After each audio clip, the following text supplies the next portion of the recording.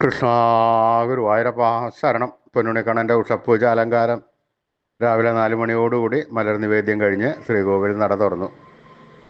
ശ്രീകോവിലിനകത്ത് അതാ പൊന്നുണ്ണിക്കണ്ണൻ പുഞ്ചിരി തൂകി നിൽക്കുകയാണ്.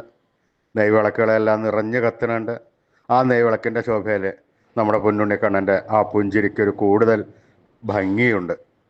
ആ പൊന്നുണ്ണിക്കണ്ണൻ്റെ തിരുമുഖം ചന്ദനം ചാർത്തിയിട്ടുണ്ട്.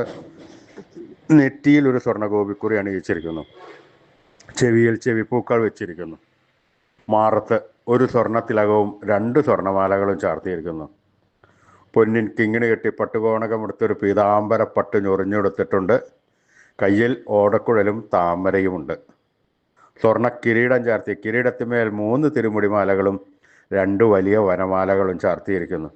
അങ്ങനെ ആ പുഞ്ചിരി തൂകി നിൽക്കണ നമ്മുടെ സച്ചിദാനന്ദ കട്ടയെയാണ് നട തുറന്ന സമയത്ത് ഭക്തന്മാരെല്ലാവരും കണ്ടത്. അവർ ആനന്ദത്തിലാറാടി ആ പൊന്നുണ്ണിക്കണ്ണൻ്റെ അടുത്തേക്ക് അതാ ഓടി ഓടി ഓടി പോകുന്നു. നാരായണനാമം ജപിച്ചുകൊണ്ടാണ് ഓടുന്നത്. ആ പൊന്നുണ്ണിക്കണ്ണൻ്റെ സോപാനപ്പടിയുടെ അടുത്തെത്തി. സോപാനപ്പടിയിൽ നിന്ന് കണ്ണനെ കൺകുളിർക്ക കണ്ട് ആ കണ്ണൻ്റെ തൃക്കാൽക്കൽ വീണ് നമസ്കരിക്കണു, പ്രാർത്ഥിക്കണു. കണ്ണൻ്റെ അനുഗ്രഹം അവർക്കെല്ലാവർക്കും ഉണ്ടാകുന്നു.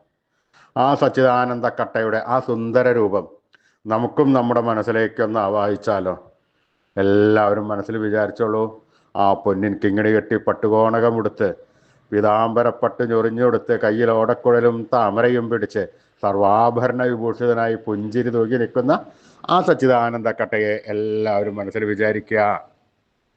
ഒരു നിമിഷം കണ്ണടച്ച് ആ രൂപം മനസ്സിലേക്ക് ആവാഹിച്ച് അവിടെ പ്രതിഷ്ഠിച്ച് ആ കണ്ണനെ ഒന്ന് കൂട്ടിപ്പിടിച്ച് ആ കണ്ണനുമായി കുറച്ചു നേരം സംവദിച്ച് ആ കണ്ണനെ ഒന്ന് കൊഞ്ചിച്ച് ലാളിച്ച് ഒരു മുത്തം കൊടുത്ത് ആ കണ്ണൻ്റെ തൃക്കാൽക്കൽ വീണ് നമസ്കരിച്ചോളൂ, പ്രാർത്ഥിച്ചോളൂ.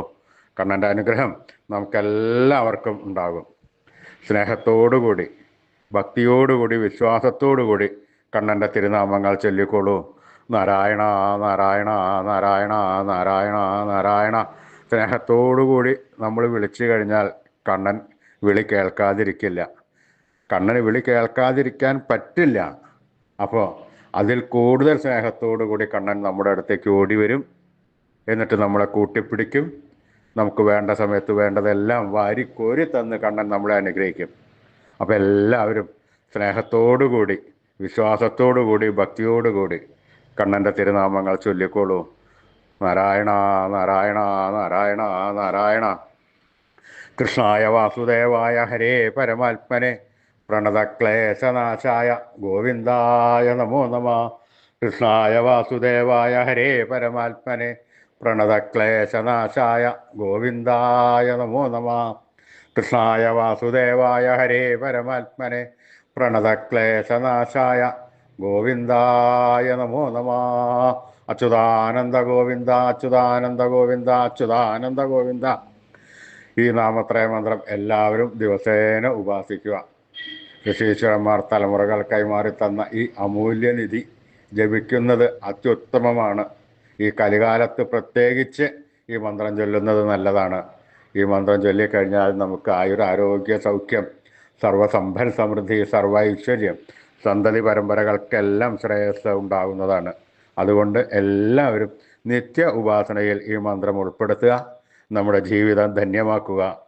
അച്യുതാനന്ദ ഗോവിന്ദ അച്യുതാനന്ദ ഗോവിന്ദ അച്യുതാനന്ദ ഗോവിന്ദ അച്യുതാനന്ദ ഗോവിന്ദ അച്യുതാനന്ദ ഗോവിന്ദ അച്യുതാനന്ദ ഗോവിന്ദ.